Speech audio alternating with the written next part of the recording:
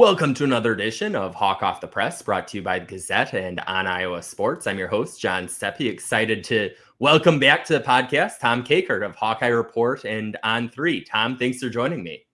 It's great to be here, John. So, plenty to talk about ahead of what's always an important month in the recruiting calendar. Let's start kind of in the near future here with this weekend.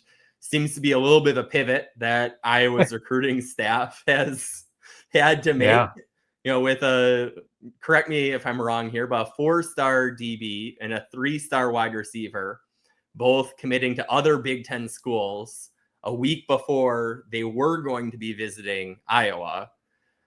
So where does that leave the Hawkeyes for this weekend and the first opportunity here to get some recruits on campus for an official It was visit? actually four players that were supposed to come in this weekend, and all four of them committed elsewhere. So that makes you have to pivot pretty quickly, but that's just part of the recruiting game. And I think some of the fans were pretty anxious, frustrated, whatever, about this week, the news from last weekend, and that maybe because Iowa has traditionally kind of loaded up at the end of the month, and it's with that big street fest thing that they do in Iowa City, and they've traditionally just kind of waited, and you saw a lot of schools front loading this time around and trying to get prospects on campus and get that done sooner rather than later. So, yeah, there are four guys, wide receiver, two D linemen, and a safety that all committed elsewhere. So Iowa has kind of recalibrated, I guess is the right word, and they have three right now. We should set the table. They have 9 commitments, 5 of them on the offensive line, quarterback, wide receiver. So they're 25th according to On3 nationally for the for this class, and 7th in the Big Ten.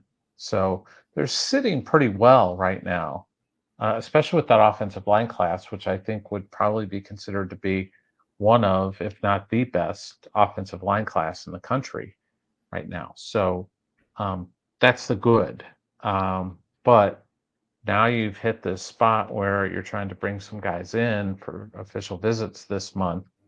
And instead of doing one big weekend, they're going to do 3 weekends, with the last one being obviously the big one. June 20th weekend is the big weekend.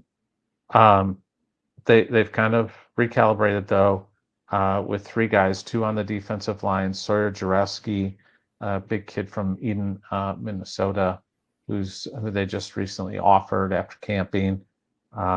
He's coming in. And Corey House, a defensive end from Memphis, 3-star. He's going to be coming in this weekend, along with Isaiah McMillan, a cornerback from Katy, Texas, is coming in. So you can see their emphasis when you look at who they're bringing in this month.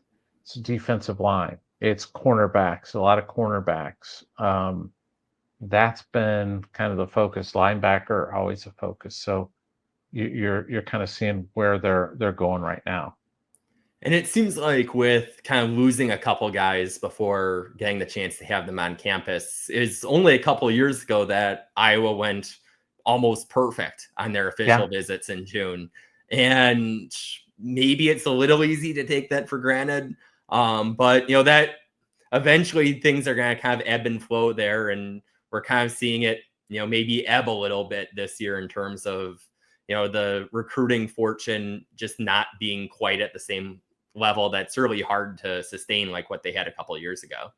Yeah, and the dynamics of everything have changed in the last couple of years, especially right now with the House settlement pending. And I know we're going to talk about that later, but just with that reality and the way that coaches around the country are going to approach recruiting now, in the month of June, it's traditionally kind of been a big month for the last few years, but boy, it seems like people have really front loaded to try to get this done. And now you can, really start to get down to the nuts and bolts of offering some real incentives financially for kids to commit. And I think kids are taking that bag that floats in front of them and just saying, "Hey, I'll I'll take that, and here we go. So, and that's just kind of how I think it's going to go right now. Is that some guys are just going to be content with getting it done and getting it over with,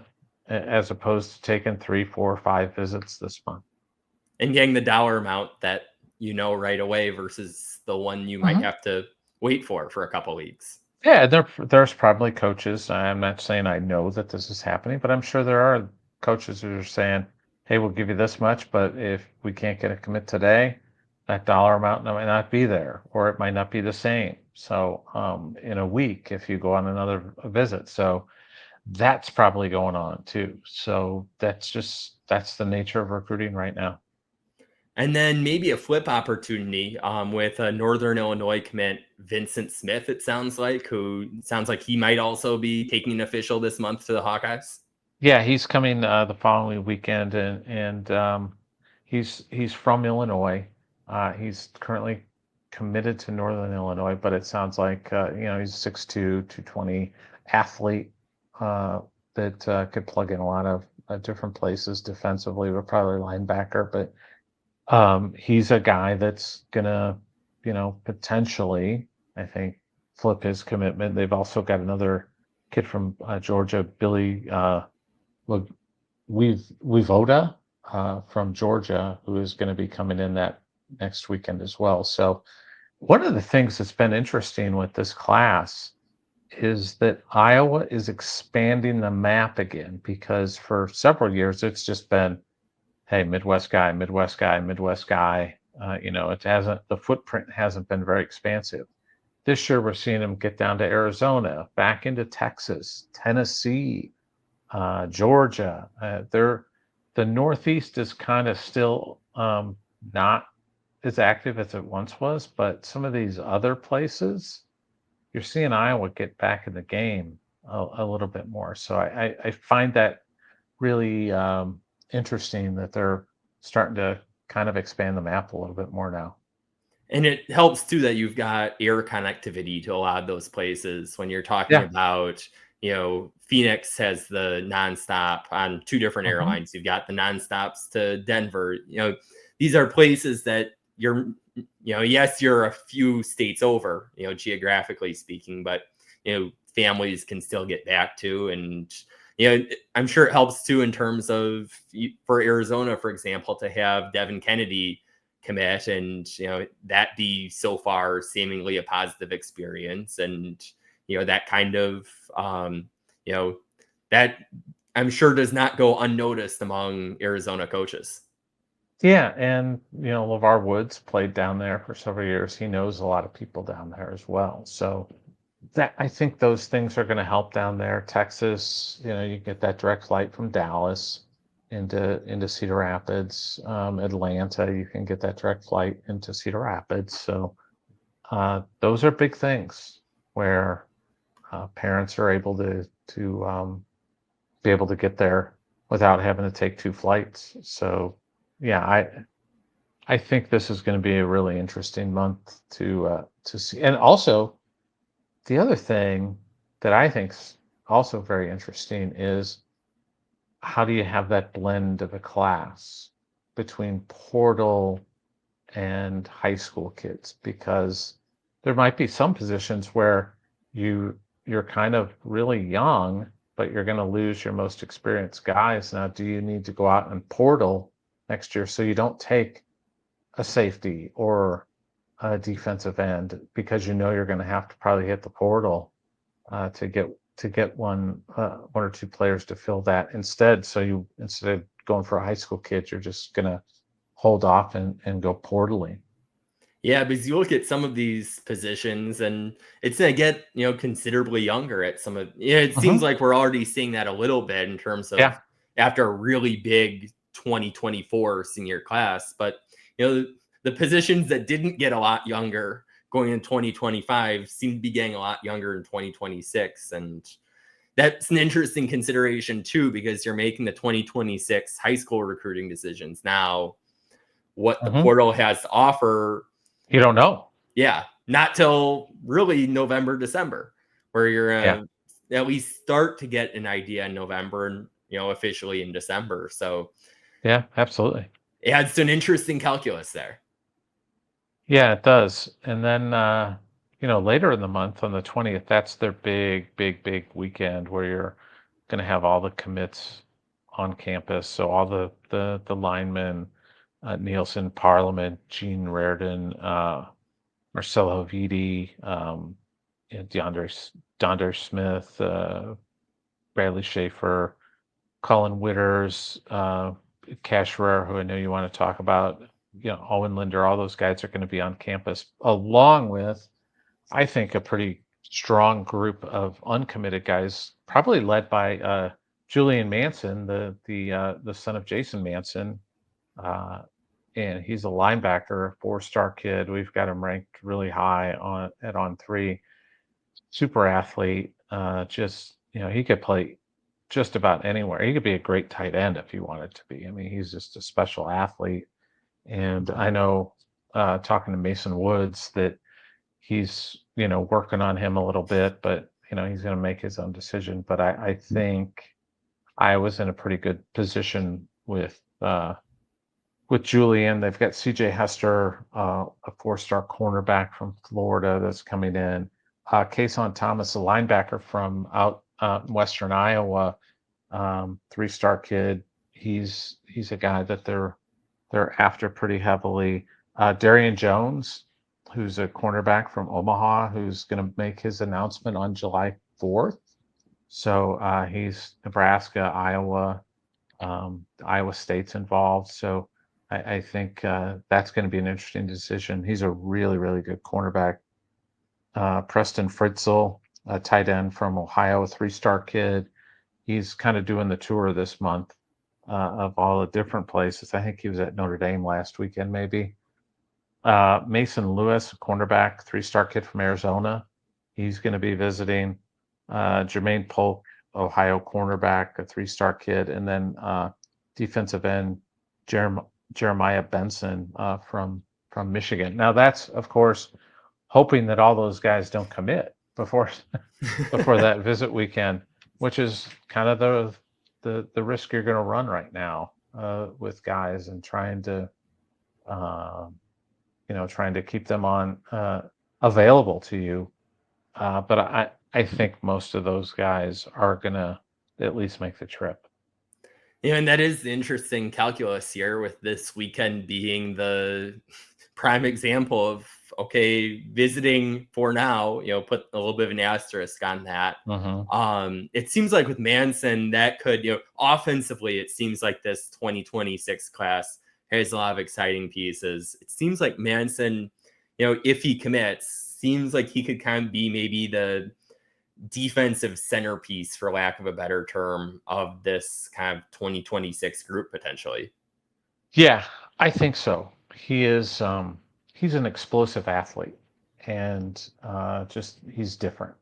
And I think he's a high impact player that can do a lot. So I think they're hopeful that they can get him, but it's a process. And you gotta recruit him and gotta sell him.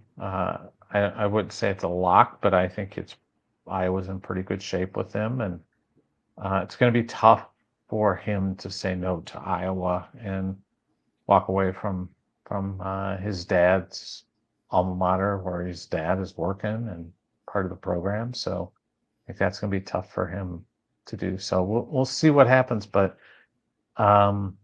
it's interesting. There's no running back, it's kind of emerged. I think they're just, but that may be something with, like, maybe the new coach Omar Young wants to see some guys, and find his own guys, and evaluate some guys on film, or see some guys in camp this month, and there'll be some more guys that emerge that they offer from camp too. So it's a crazy busy month recruiting wise for Iowa football. And kind of a good reminder there too, that, even though Iowa has oftentimes had the recruiting kind of wrapped up for a class pretty soon after June, it doesn't necessarily always have to be that. You think No. back to, Xavier Wampa, for example, is what I think a December commitment. Yep. So, you've got time where, okay, even if there isn't, to your point, a running back, you still got a while until, signing day in December. So, still relatively early. Granted, when you get the work done in advance, I think that certainly helped Iowa the last couple of years to get a little bit of a head start, or more of a head start on kind of those other classes. But other thing there to keep in mind. You were mentioning Cash Herrera. He seems to be continuing to get recruiting interest. It seems like more than just Iowa is aware of what, athletic talent he has. What do you kind of see as his kind of current recruiting situation? Well, and I think he saw that Iowa has been pretty open about the fact that they were looking to take potentially 2 quarterbacks, and that may change his calculus as well. It's like if the old Kirk Ferencism, like are we married or are we dating, or holding hands or whatever, and he may be looking at like, hey, maybe Iowa's kind of stepping out on me a little bit. I didn't think I was going to be part of a 2 quarterback class. Thus far, Iowa hasn't been able to get another quarterback on the hook. So as long as that doesn't happen, I think he's probably going to stick. But if they got another quarterback, I think there's a chance he looks around. And then you were mentioning overall recruiting class ranked 25th.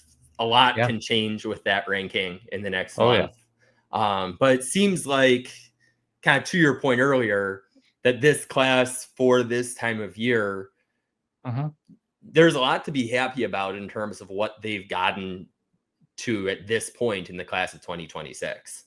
Yeah, with that offensive line class in particular, with Linder, Witters, Nielsen, Parliament, Reardon. I was afraid they weren't going to be able to take Reardon because they just wouldn't have room for 5 in this class, but they were able to do it, and so it's a big class. I know Vidi's has had interest from Michigan State too, so he's still kind of in demand. Um, yeah, it's a solid foundational class, but I think they want to ramp up that DN, D line, D tackle positions, and the defensive backfield. I think they feel pretty good about the future at linebacker right now between the 3 guys that redshirted this past year, and then Cooney and Goucher as the true freshmen. I think they feel good about those 5 for kind of an extended future. But they're always going to add in a few. But I think they really want to get some corners and develop those guys, and also kind of stock up that line again on the defensive side. And then not so much a 2026 recruiting question, but just a overall, where we Mhm. are as we record this on June 4th, kind of with the caveat that things could change any minute, any hour. As we're recording this, still no approval of the House versus NCAA settlement. Still seeking that final approval. The settlement terms would take effect on July 1st. So if I can do my math right, I think that's 27 days away Yes. as we record this. It seems, and a lot of money at play too, with $20.5 million for each athletic department to figure out, well, a lot of the figuring out has already been happening, but you Yes. need this to actually get approved before you can actually pull the trigger. This seems to be a big wrench that's kind of getting thrown into every athletic department's kind of plans when, let's say things get approved on this Friday. I'm just, don't take anything from this, just throwing this No. out as just a day, you've got then what, 3-4 weeks to quickly scramble ahead of all this. It seems to be quite the wild card here that everyone's working with kind of in what's already a busy recruiting month. Yeah, it is like you're flying blind sometimes with this stuff. And one of the frustrations, I think, from Kirk's perspective was it sounds like they're going to do away with that. Or they're going to kind of grandfather in the roster limits, where Kirk did the right thing for his guys, and in December kind of let them know, the guys that probably weren't going to be part of the 105, where some other places just held on to people, and now it's going to work out to their advantage because they're going to have extra bodies that they could have on the team and practices and different things, where Iowa's going to be at 105. And so it kind of stinks from that perspective for doing your guys a solid. But this it, they have kicked this settlement date. I mean, I remember it was like April 1st or whatever, when they're sometime, or April 15th or so. It was Yeah, early somewhere. April. It was early April when they were going to have um, a settlement, and all the people in college basketball were trying to get committed to different places, and they were throwing crazy money around because they wanted to get it done before the house thing went live, and then you'd have to get all of those things approved through that clearinghouse, the Deloitte clearinghouse. And lo and behold, here we are. It's June 4th, and there's still no settlement, and people are still throwing money around, and there's no regulation. And I'm fearful that's what we're going to go into the season with. Is, yeah, the guys are going to get paid. Beth Getz has told me that. She's like, yeah, regardless of what the house settlement comes online or not, we're going to dish out that 20.5. How that happens, I don't know. But it's just, leave it to the NCAA. They're incredibly dysfunctional, probably is the best term for it. It's just, college football is just dysfunctional between the college football playoff and this and everything else. Yeah, crazy. And you could argue it's a strategic disadvantage too for Iowa. Not even just it's obviously, guy number 112 on the roster is not going to be getting necessarily many in-game snaps outside of special teams. Oh. But from a practice standpoint, how you practice with, what was at the end of, or at the beginning of last season, I think it's 131 players on the roster. And how you practice with 131 bodies versus 105 bodies in a physical sport like football where injuries happen. That gets, I think Kirk has talked about this too, about how there's no injury reserve. It's not like this is the NFL where you can just sign guys off the street, free agents off the street. Hey, he's back. Here's Joe Flacco. He's back, after sitting on the sofa for half the year. Yeah. Can't do that. No, because they're students still. So with the semester, so you can't just, fill in. So 105 is a strict, well, aside from now it being grandfathered in, but was operating under the assumption that 105 would be a strict 105, and they would, I'm sure, happily take an extra 15, even if it's not the 26 difference of guys. Even if it's an extra 10 guys, that would make a difference. When you get into fall camp there. Yeah, it's just extra bodies that you have to work with. Take some of the reps off of some of your veteran guys, and now it's gone.